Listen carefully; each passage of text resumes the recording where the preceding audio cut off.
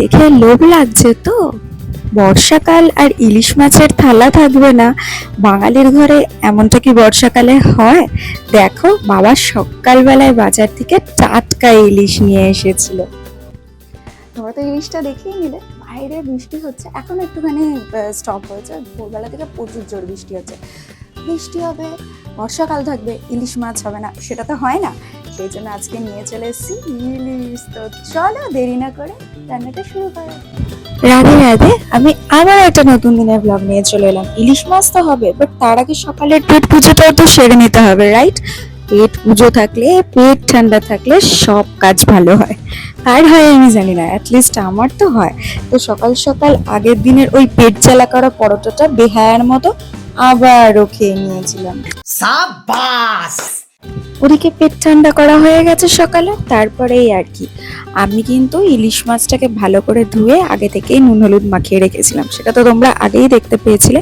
এমন কিছু আহামরি রেসিপি নয়, এসে ঠাম্মার আমলের রেসিপি। ঠাম্মারও হয়তো যে ঠাম্মা ছিল তার আমলের রেসিপি, বাট এইটা কিন্তু আমার ইলিশ মাছের মধ্যে সব থেকে ফেভারিট, যেটা হচ্ছে বেগুন আর কালো জিরে কাঁচা লঙ্কা দিয়ে পাতলা করে ইলিশ মাছের ঝোল। তো আগে ইলিশ মাছগুলোকে কিন্তু আমি ভেজে নিচ্ছি। আর এটা তোমরা ভেবো না যে আমি কেন খুন্তি করে ছাড়ছি বা কিছু, আমি ঘেন্না পাচ্ছি বা আঁশ গন্ধ ছাড়বে সেটার জন্য, সেটা একদমই নয়। মাছ এত ফাটে, আমার ভয় করে হাতে দিতে। এর আগে অনেকবার আমি ছ্যাঁকা খেয়েছি, অনেকবার মানে আমার হাতের মধ্যে অনেকবার তেল ছিটকেছে, খুবই খারাপ অবস্থা। তো সেই জন্য আমি খুন্তি করে ছেড়ে নিয়ে একটা ঢাকা করে করে অল্প করে একদম মিডিয়াম আঁচে রেখে আমি ভাজছিলাম।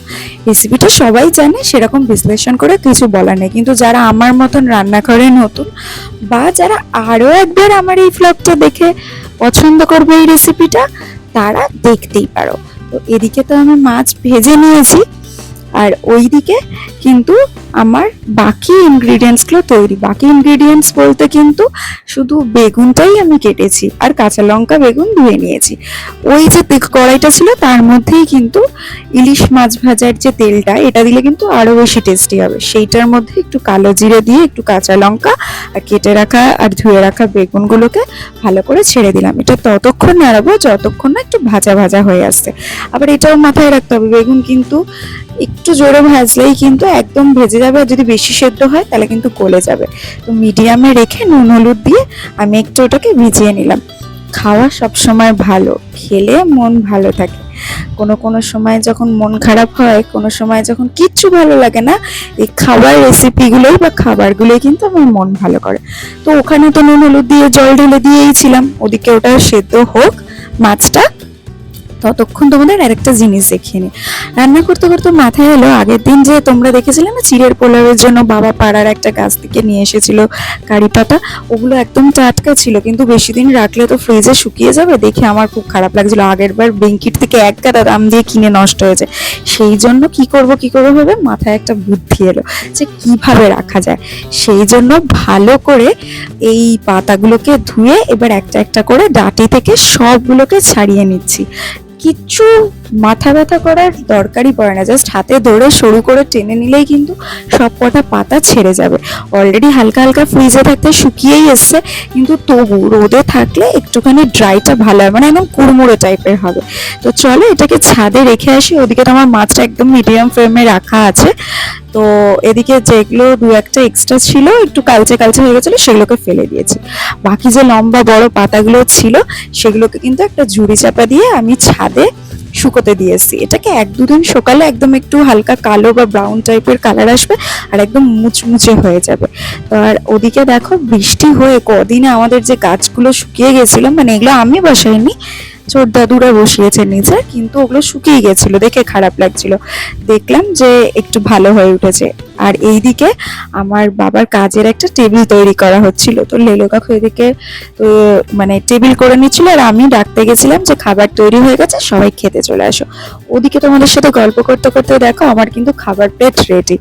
আর খাবারের যে পাতলা ঝোলটা মাছের হয়েছে সেটা তো আছেই, তার সাথে কিন্তু মাছের মুড়ো আর তেল ভাজাটাও কিন্তু আছে। আওয়াজটা শুনে আশা করি বুঝতেই পারলে ঠিক কতটা মুচমুচে আর কড়া করে ভাজা হয়েছে। গরম ভাতে এরকম ইলিশ মাছের তেল মেখে খেতে যা দারুণ লাগে না, কি আর বলবো। আর ঝোলটা তো অনবদ্য, শুধু এই ঝোলটা দিয়েই এক থালা ভাত খাওয়া হয়ে যাবে। তো আমার ওদিকে খাওয়া পাওয়া শেষ। আমি যখন ঘরে এসেছি, এই যে আমার গুটলু, সব সময় ওকে বক্সের ভেতর খাবার দেব, ও সেটাকে ফেলে দেবে, দিয়ে ওর যে বিছানা না হলে মেঝে এগুলোতে ফেলে খাবে। ওর যেটা কি ভালো লাগে ভগবানই জানে। আর যখনই আমি কিন্তু কোনো কাজ করি আর ঘরের আশেপাশে থাকি বা রান্না করি, ও কিন্তু আমার পায়ের কাছে, আমার কোলের কাছেই ঘুরে বেড়ায়, সব সময় পায়ে পায়ে ঘুরে আমার। তো ওর বিছানাটা আর একবার পরিষ্কার করে উপরের দিকে করে দিলাম, যাতে এখন সন্ধে অবধি এইভাবেই চলে।